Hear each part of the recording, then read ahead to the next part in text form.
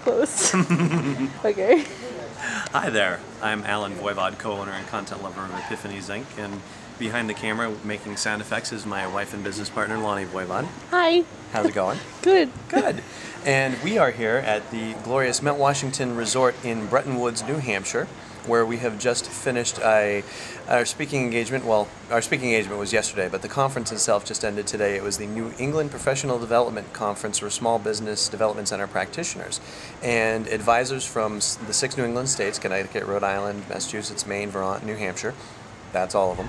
Connecticut. Did you say Connecticut? I did say Connecticut. Okay. All converged on the Mount Washington Hotel, about 80 folks, to learn about various topics that they can bring back to their clients. And one of those topics was social media. And we got a lot of questions about social media, as you might expect. Now, small business development advisors are a very unique audience because they are at the center of a very large web of influence within their respected geographies. When it comes to helping entrepreneurs and people who want to start businesses within their respective states, they are one of the go-to sources. They're funded by their respective states and also by the Small Business Administration to give on the ground support to entrepreneurs, and free support for the most part. So these advisors have caseloads where they're advising a number of people about different issues in their business. They could be financial, operational, up to 200. marketing. Some of them are managing cases of 40 to 60 clients and up to 200 clients. That's This is right. a lot of responsibility. Right, and so then we come in and are asked to talk about social media tools with these wonderful folks, and you know, it's one more thing and a new technology thing, and you know, a world of additional understanding to add to an already full to the brim and overloaded plate of knowledge and information and caseloads to keep up with. That, oh my gosh, how do you heap this in on everything else? So there are 3 big things that came up in conversation with our presentation of the questions that followed, that we thought we'd share, not just with the small business development advisors who, you know, who were at this conference that we're going to share this video with afterwards, but also to share with advisors across the country.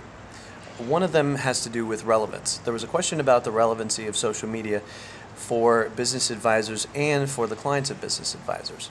And so, to that point, what we'd like to suggest is, number 1, social media is out there. It's not going away. It's only being talked about more and more. It's being implemented more and more. Blogs were sort of the granddaddy, as we heard someone say, of social media. Now tools like networking with Facebook and LinkedIn and Twitter are coming in to the picture. Clients are asking about these things. They're learning about them.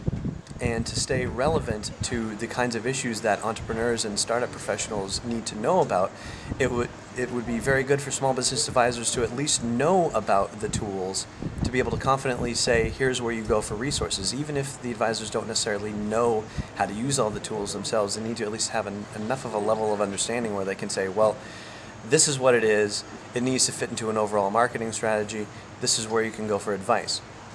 The second thing I would say, flag, is time management. One of the questions we had, as I said, was, you know, advisors have a already busy caseload. How do they fit in their own use of social media tools, number 1? And number 2, if social media tools end up driving more entrepreneurs and startup professionals to them, how do they handle the increased workload? And this is a really important point. The answer is kind of individual to the Small Business Development Center, but what I would suggest in that regard is that you look at communications processes. How are advisors already communicating right now with the external world and with entrepreneurs in their caseload?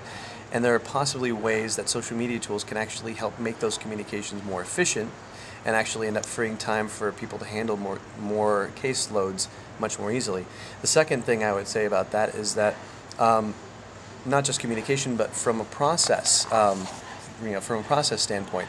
Some of the folks that we talked to are from Maine, where there is an incredibly large geography for people to travel, a lot of rural areas, but not a lot of small business development centers. So that means that they've had to look for other ways to be able to connect with entrepreneurs, like Skype, for example, so that they don't have to be spending 2 and 3 hours each way commuting. And I'm at the 5-minute mark, so I'm going to try and wrap this up. You said there was a third. I did? Yes. Uh-oh. That could be a problem. The third thing is return on investment. You know, right now, the way it seems to go with social media, blogs before it, and now with Facebook and Twitter, is that the business to consumer side of things has shown more examples of return on investment, like Blend Tech and their Will It Blend campaign on YouTube, where they throw all sorts of different things like iPhones into their high-end blenders, and suddenly their sales have skyrocketed because of these low-cost production videos that they've made. You know, return on investment has a number of factors, whether it's actual dollars or something that's kind of a step back, like lead generation, driving traffic to the website. If you already know a website can convert sales, then you know that driving leads from Twitter will do it. Is it in recruiting efforts? Is it in brand equity? There are a number of different ways to measure it. Is it in customer relationship management and how you handle customer service? Like Comcast, which has significantly reduced their customer service costs by using Twitter, or IBM that has reduced their lead generation costs by implementing podcasts. But also, just at the bare minimums, all of these social tools have counters. You can see how many more eyeballs you're reaching. You can see how many followers, how many fans.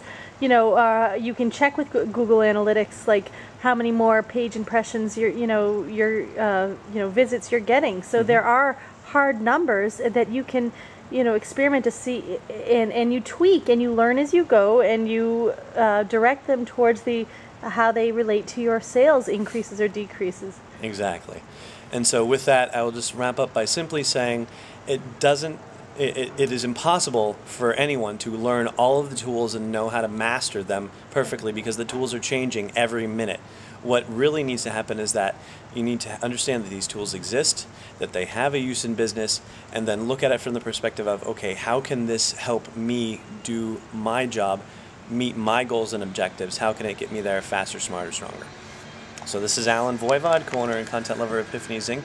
Again, coming at you from the Mount Washington Resort up in the White Mountains of New Hampshire. Look at this, baby. Wrapping up the New Hampshire Professional Development Conference, which was, if you're on Twitter, look for the hashtag #SBDCNH. Stands for Small Business Development Center, New Hampshire. SBDCNH for tags related to the event.